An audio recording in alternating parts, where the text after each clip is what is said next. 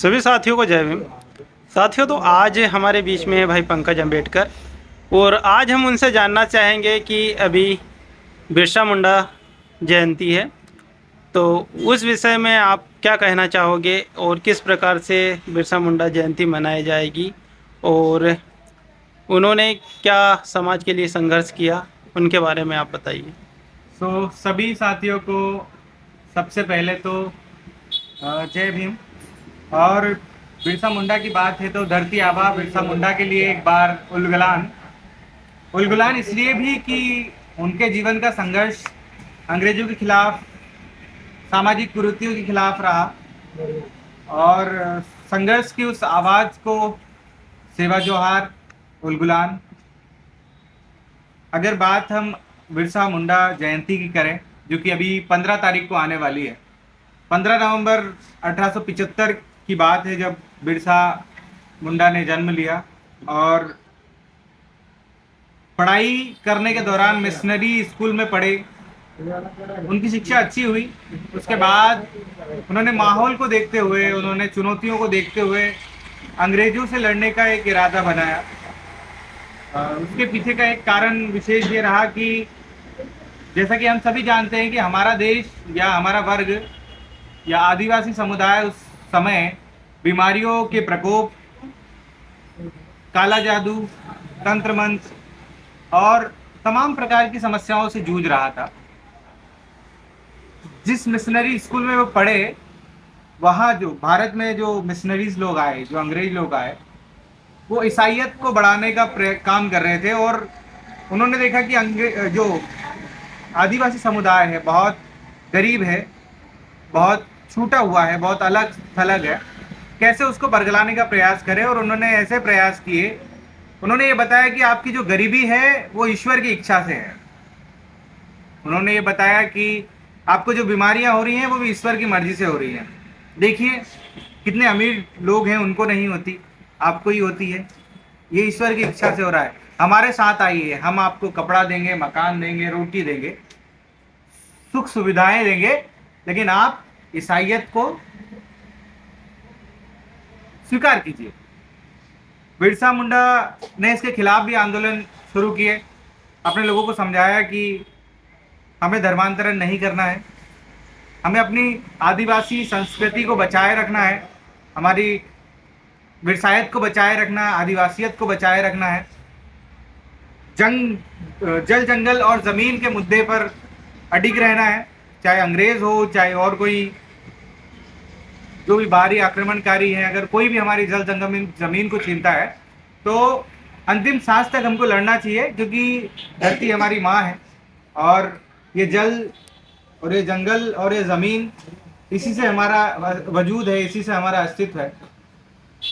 दुनिया भर में जहाँ जहाँ आदिवासी समुदाय निवास करता है, वहाँ आप देखिएगा जंगल घने मिलेंगे। तो एक रिश्ता बनता है आदिवासी और जंगल और प्रकृति के बीच। जहाँ जहाँ आपको आदिवासी देखना है, वहाँ आपको जंगल भी देखने को मिलेगा, और जहाँ जहाँ जंगल होंगे वहाँ आदिवासियत आपको मिलेगी।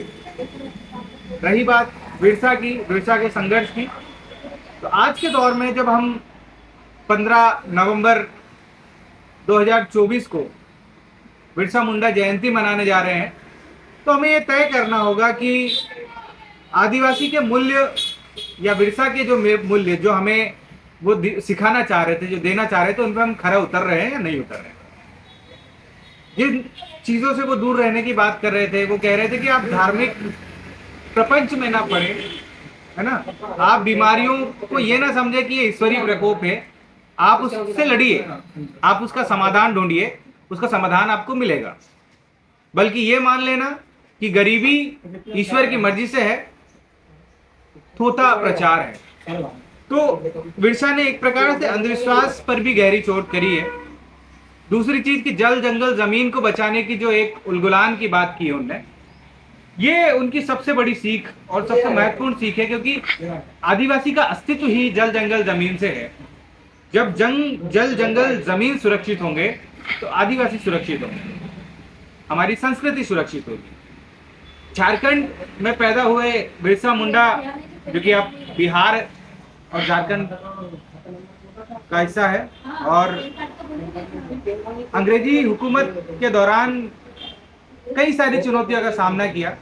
कई बार अंग्रेजों ने हमला किया, कई बार कोशिश की कि व्यक्ति को पकड़ा जाए, क्योंकि बिरसा एक ऐसा व्यक्ति रहा, एक लड़ाकू व्यक्ति रहा जिसने ईसाई मिशनरीज स्कूल में शिक्षा भी हासिल की, उनकी शिक्षा को ग्रहण भी किया और उनके खिलाफ स्वतंत्रता का बिगुल भी बजा दिया, उनके खिलाफ लड़ाइयां भी शुरू कर दी। तो ये एक बड़ा चुनौती थी बिरसा लोगों अंग्रेजों के लिए। और उस समय भी बिरसा जो है अपने समुदाय के लोगों को, अपने कबीला के लोगों को एकजुट कर रहे थे, सभाएं कर रहे थे, जंगल में छिप छिप के सभाएं कर रहे थे, उनको समझा रहे थे कि संघर्ष करना पड़ेगा समुदाय के लिए, अपने अस्तित्व को बचाए रखने के लिए जल, जंगल और जमीन की लड़ाई को लड़ना पड़ेगा। यदि हम लड़ेंगे तो हमारा अस्तित्व बना रहेगा। आज जब हम बिरसा मुंडा जयंती की ओर देखते हैं तो हम ये देखते हैं कि कहीं डीजे बजते हुए नजर आएंगे, कहीं भाषणबाजी करते हुए लोग नजर आएंगे, लेकिन एक्चुअल में, वास्तव में जो बिरसा के मूल्य हैं कि जल, जंगल और जमीन, जैसे हसदेव अभी कटा है, छत्तीसगढ़ का एक बहुत बड़ा जंगल जहां लगभग 2 लाख पेड़ अडानी ग्रुप ने काटे हैं और सरकार ने उसका जिम्मा अडानी ग्रुप को दिया और कई सारे आदिवासी लोगों को विस्थापित होना पड़ा उस जगह से, जिसका प्रभाव सीधा आदिवासियों की संस्कृति, आदिवासियों के जीवन पर पड़ा है। हरदा जिले में भी अगर बात करें तो जो डैम निर्माण हो रहा है हरदा जिले में, नर्मदा के किनारे पर, नर्मदा नदी पर जो डैम बन रहा है, उससे कई सारे गांव विस्थापित होंगे। तो आदिवासियत विस्थापन के कारण खत्म होती जा रही है। तो बिरसा मुंडा की जयंती पर हमको ये सुनिश्चित करना होगा कि आदिवासियों के अस्तित्व को बनाए रखने के लिए सबसे पहले तो ये समझना होगा कि हमारी साझी विरासत क्या है, हमारी संस्कृति क्या है, क्या हमारा है और क्या हमने एडॉप्ट किया है, क्या हमने बाहर से लिया है।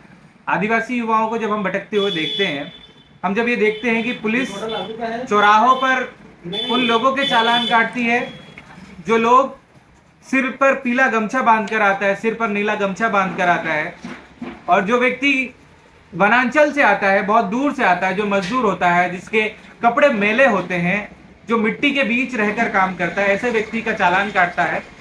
तो हमें समझना पड़ेगा कि विरसायत कहीं ना कहीं धूमिल हो रही है और विरसायत को फिर से जगाना होगा। हमें सजग होना पड़ेगा, जागरूक होना पड़ेगा।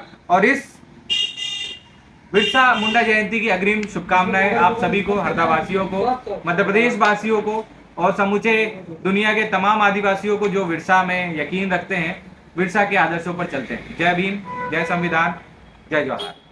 धन्यवाद पंकज भाई, आपने अपने विचार रखे और समाज को एक मैसेज दिया।